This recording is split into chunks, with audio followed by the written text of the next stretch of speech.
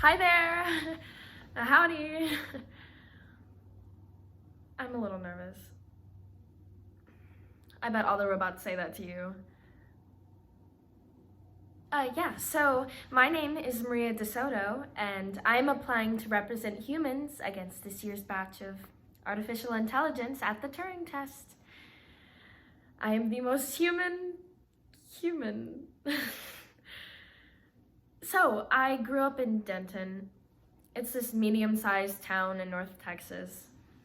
My father and my father's father were farmers, mostly soy and cotton. I was in 4-H. 4-H stands for Head, Heart, Hands, and Health. My mother was a school teacher. I'm not good at much. That's not true. My boyfriend is always telling me how I sell myself short. I am good at stuff. I'm good at stuff most humans, even probably robots, don't value. I'm good at waitressing. I'm good at folding laundry.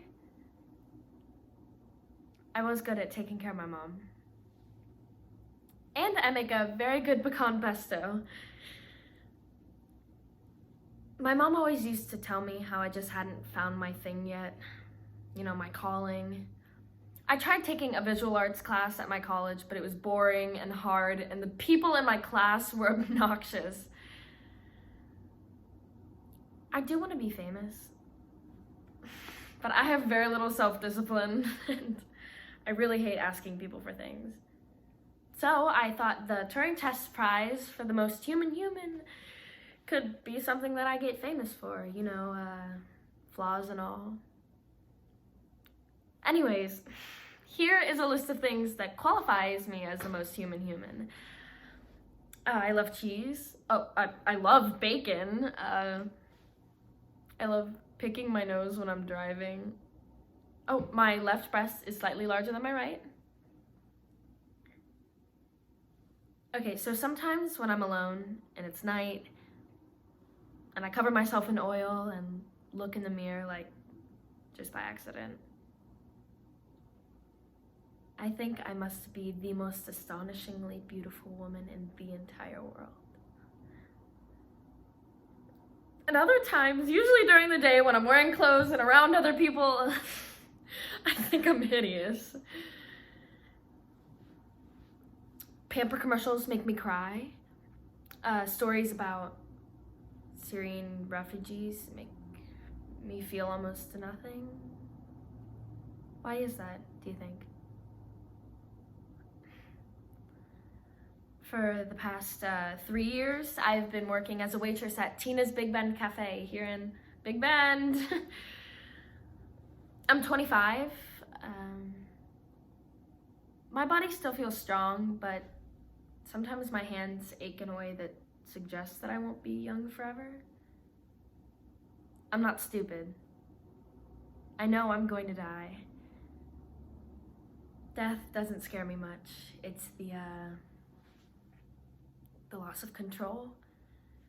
Having to give my body up to prescriptions and chemicals and machines and other people's diagnoses. That's what's really scary. The happiest moment in my life was last spring. My daughter and I took a trip to Tulum with my boyfriend. It was Joe and I's first vacation together, and she had always wanted to go. She'd seen pictures of the trip. So I took her to the cenote.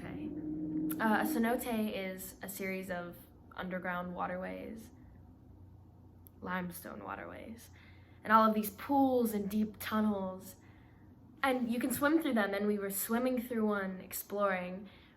We were wearing snorkel masks, and she was practicing diving way down, with the mask on. And she dove down in front of me and beckoned for me to follow her. And so I followed her down and down through this crystal green water. And she was 6 feet ahead of me, swimming off into this looming darkness, into this cave.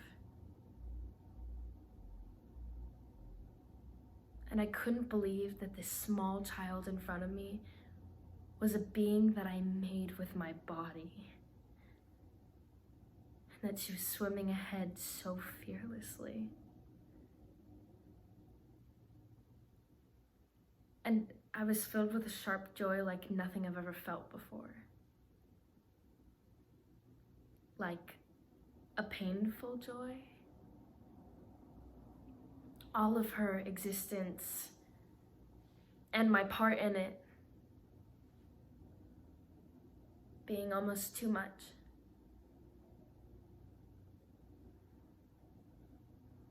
If that makes any sense.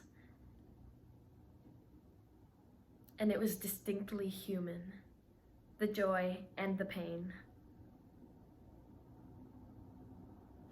Oh, and I'm like really bad at technology. I forgot to mention that earlier, like I never text and I don't even know how to send one of those meme things. So yeah, please consider me for this year's Turing test competition. Thanks, bye-bye now.